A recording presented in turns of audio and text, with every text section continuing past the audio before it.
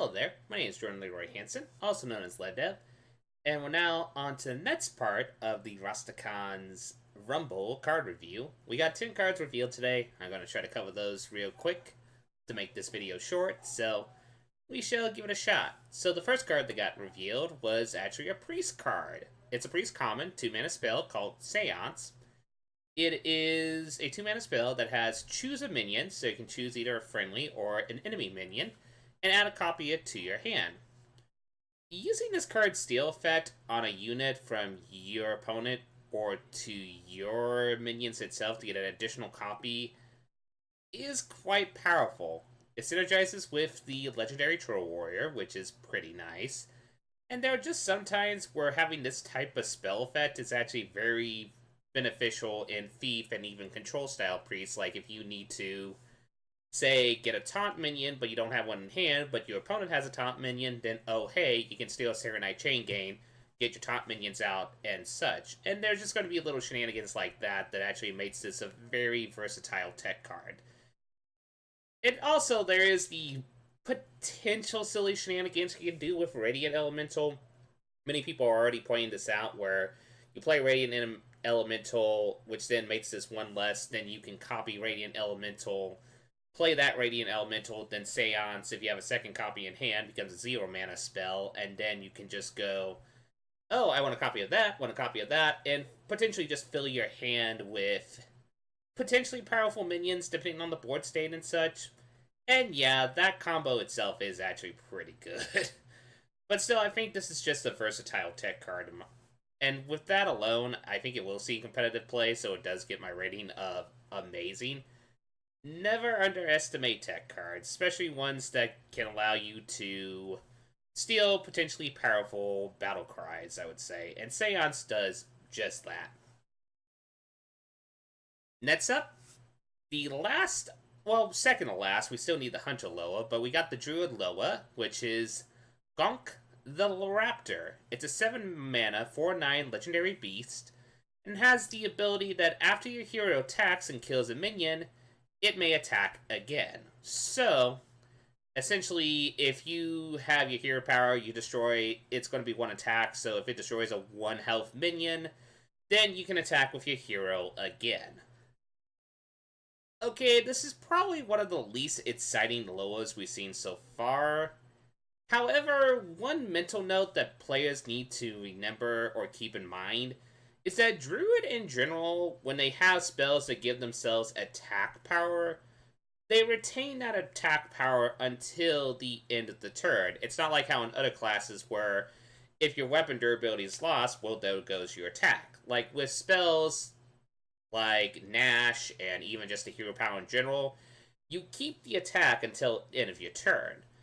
And I think that is something that needs to be evaluated when looking at this card, because, well, you could actually now potentially use the quote-unquote buff druid attack spells that are in standard at the moment and actually just look at them with Gonk on the battlefield as a potential way to get board wipes in some board states. Now, the problem is I think Gonk will be too late. It'll be too late for you to use it for that effect alone. And I think just if you have to do a very problematic board state, then you're going to probably deal yourself a lot of damage, which is probably not going to be overall beneficial to your game plan. However, there is also the factor that I'm kind of looking at this kind of like how people look at, say, Soul Phrase, I think was the name of the warrior weapon, where if you look at this as a way of just being like, oh, remove one problematic minion and then be able to do one attack to the face, maybe that's the way we have to look at this card. And even with that, I think this is a card that at least is going to be silly and wild, since we do have a lot of way for druids to buff their attack power with some very old cards that are in Hearthstone, like the Beast that every time you use your hero power, you buff it up by 2 attack and stuff like that. The Inspire one, if I recall correctly. And I think this is a card you can at least test in Odd Druid and just see if it does give you enough tempo to be at least a decent card in your deck. It's not amazing, I'm going to say that right off the bat, but I don't think the card is as bad as people are giving it. And also, one thing to mind, it is a beast, so beast synergies do apply. Whether or not they're going to apply for this card, we'll see. Still, it does get my rating of not that great, but I think it's a card you can at least test an Odd Druid and see what happens, especially with the Spirit. It might actually help with an archetype. I don't think that archetype would be very competitive, though. It still will be worthy one to try out at the very least, especially if you pull this as your free Loa that you get from the promo on launch day and such. Next up, it's a Shaman minion and an Elemental, the Bog Slasher, a free mana free that has a battle cry, return a friendly minion to your hand, and give it +2/+2 stats. So, the ability to return Battlecry minions, such as like Serenite Chain Gang, and giving it a buff, is pretty powerful. Stats are also decent as well for a free drop. Like a free mana free, it's not amazing, but with the Battlecry, it's at least decent. And the duplicating Battlecries will be actually the most beneficial effect of this card. Because sometimes repeating a Battlecry can be very powerful in Shaman. Like, there's the legendary Elemental that I always forget the name of that has like all those options where it's like you can hear yourself or something like that. Being able to return that back to your hand is actually beneficial because then you have the Elemental trigger since this is an Elemental and such, and even like returning maybe even a Blaze Caller and stuff like that. It could also just be used to protect essential minions you don't want removed, like maybe spirits or maybe even some essential combo piece minions that you might need. And also, as said before, it's an elemental, so elemental synergies will apply. I don't know if this will see competitive play per se, but I do think it's a card you can test out in elemental or battlecry centric shaman decks without a sweat. And with that, I will give it the rating of good. It's a card I think you can test out, and I think you'll be pleasantly surprised some of the combos you can do with the card. Next up, one of the more weirder epics we got. It's the Line Cracker. A 7 mana 5/10, so those stats are very peculiar, but it has Overkill to double this minion's attack. So, in some instances, we got a better Boogie Monster. In a weird sense. So, okay, at first, this card seems slow. And I remember it, yeah, this card seems really slow. But one thing to keep in mind with the high health, it might actually see some potential fringe play in a buff priest deck. Because this card, you can just potentially be scary in that archetype, because all you have to do is play this on the field, doesn't get removed. Then you can Divine Spirit, and Inner Fire to deal 40 damage. Yeah, that's kind of absurd. Besides that, the stats are okay. But the main power does come from the Overkill trigger. Like, if this does stay on the field and you use it as a removal spell, then if the Overkill trigger happens, it becomes 10, then it will become 20. It's a minion that kind of gets really scary the more it stays on the battlefield. The catch, though, is the cost. Like, one card that I like to remember this is kind of like, oh, I'm forgetting that free cost dinosaur that you always see in Odd Rogue. The Fletchling, I think it is. It's kind of like that, where if the card doesn't get answered, it gets more scarier late game and such. The thing to keep in mind, though, at 7 mana, that will be the time when the opponents might have an answer for the card, while Fletchling in Odd Rogue and such, it's a free drop, and not many people have answer to free drops at that time. So, with that, I still think the card is very playable, though. And I do actually think it might see some fringe play in competitive. So I'm going to, while it's close to me wanting to say this card's good, I'm actually going to give it a teeny little notch up to say amazing. Just for the factor alone that I think you can actually toy with this as a 1 or 2 of in buff priests. Because if this stays on the battlefield and you go Divine Spirit, that's an OTK without a sweat. Next up, probably close to either my favorite or second favorite card from the expansion. It's another legendary neutral minion called the Undertaker. Or however you pronounce that. Like, we know what the pun is, and it's supposed to be Undertaker, but it's Undertaker, or, you know. Essentially that. It's an 8 mana 8/5 with a battle cry, gain the death rattle effects of 3 friendly minions that died this game. Okay, while the stats are debatable for an 8 drop, honestly, you're not playing this card for its stats. You're playing this card because the battle cry. The ability to craft this minion to have a very silly death rattle effect when it dies is the card's main strength.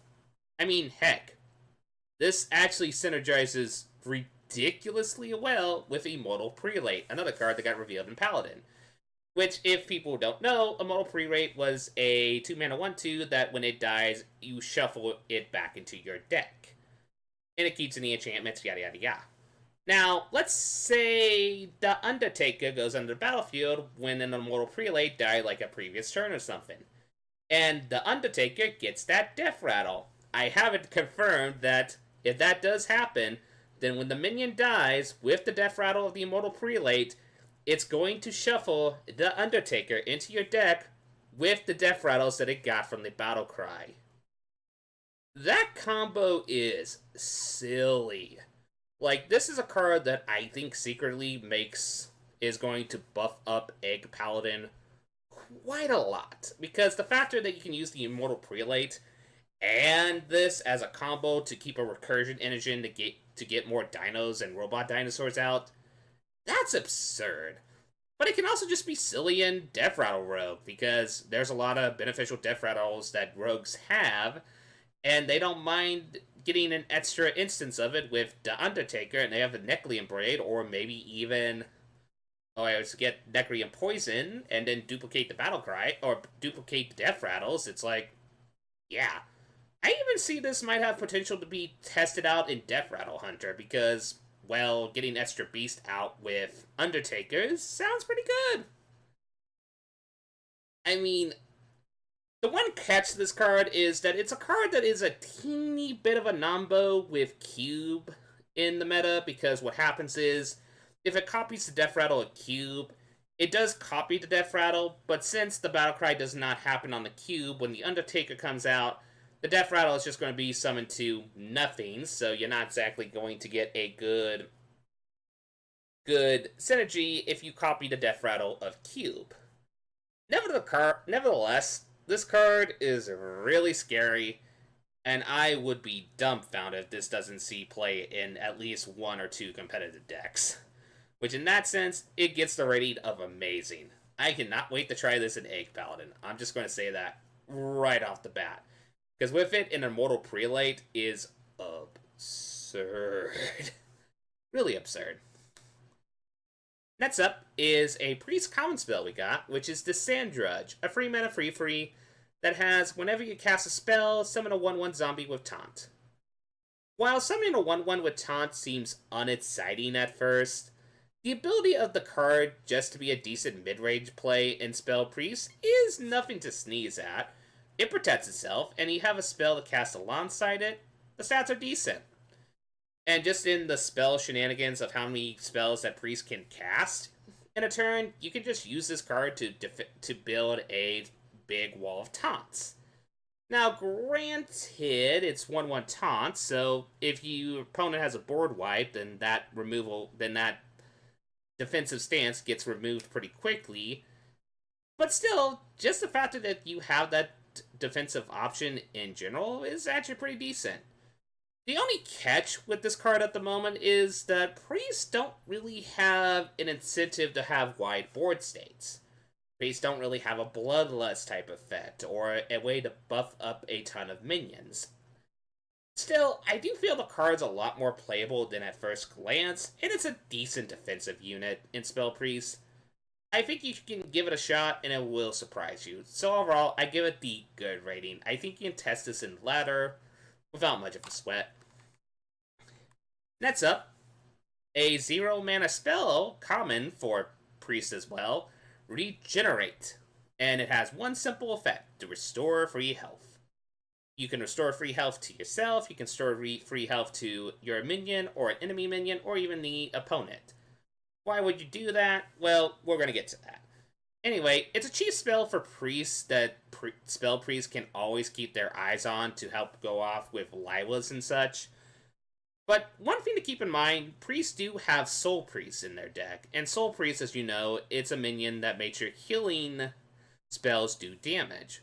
So this can, in general, with soul priests on the field, become a 0 mana lightning bolt, which is kind of absurd. I think it will see test in variations of Malygos and Velen OTK decks, but I do think it's also just a decent inclusion in Lyra decks just as a cheap spell to generate and such, and a way to keep yourself protected against aggro, so overall, I think it's a card that will see test, but I'm not sure if it's competitively viable per se. With that, I'll say it's good, because, well, sometimes you need to heal some health, and sometimes you need to deal some damage in health. Know what I mean? Eh, eh. Okay, next up is one of the more, well, we got the Ogre mechanics again with the 5 mana Mush Og Announcer. I think it's how you pronounce that. It's a 5 mana 6/5 that has the ability that enemies attacking this have a 50% chance to attack someone else. Okay, that is aggressively statted unit that, except for spot removal, it's kind of really hard to remove with trades. Overall, it's just a decent mid-range to aggro unit, and giving it taunt might be potentially very silly, especially when the quote-unquote someone else clause means that it could also attack like one of the opponent's minions, or accidentally maybe just attack one of the opponent itself or such. You know, it's a way, if you give it taunt, might be a way to protect the character slash quote-unquote any units, though keep in mind it has a chance to accidentally going through the taunt because of that effect alone, so I think it's a silly card that might see play in aggro decks. It's definitely going to see play in arena, I would say. Overall, I say the card is good. I think it's a card that, on average, is going to be a decent card to put in a mid-range or aggro deck. Next up, it's the Mark of the Loa, a new druid spell that's 4 mana, and it has choose one. Give a minion +2 or +2/+4 and taunt, or summon 2 free 2 raptors. This is a really good card for Token Druid. At worst, it's a 4 mana 6/4 split by 2 bodies, which is not bad for Token Druid. Also, if you need to go on the defensive, giving a unit taunt and the stat buff is pretty good. The only catch with the card is that in the 4 slot, Druid is very competitively with the card with the 4 slots at the moment, especially with cards like Branching Paths in the meta. Still, if you need extra token generation in your Token Druid deck, I think you can give this a shot without a sweat, and with that, I'm going to say it's overall good. I don't know if it's going to see much competitive play, but I do think it's a card that Token Druid can test out and still have some relative success with. Last card we're going to talk about for today is the Snapjaw Shellfighter, a 5 mana free 8 that has the ability that whenever an adjacent minion takes damage, this minion takes it instead. The card having, in a sense, semi-taunt is pretty cool for decks that want to protect core units or core minions that need protection. However, it is prone to silence and it's also prone to non-damage spot removal though, and its stats are alright for a 5-drop in buff-style decks. I think in buff-style decks is probably going to be the best place to try this card out, because you can just buff this unit and keep your units protected that you don't want to be destroyed and such. Semi-clause in the sense that as long as they don't get prone to spot removal, which still we're in a meta where spot removal is relatively easy. Still, it might be a card to try out at the very least. It won't break the meta per se, but it's a fun tech card at the very least, and with that, I'll just say it's good. I think it's a card you can at least try in your decks and ladder, and just see what happens. Plus, also, keep in mind, high health, so buff priest, yada yada yada, that's semi-clause. And with that, that's the cards that got shown off today as I did this recording. We'll try to get to more videos covering each day with the Rastakhan expansion before the big reveal stream on Wednesday. With that, I hope you all have a lovely day. This is LevDev, signing out. Ba-doo!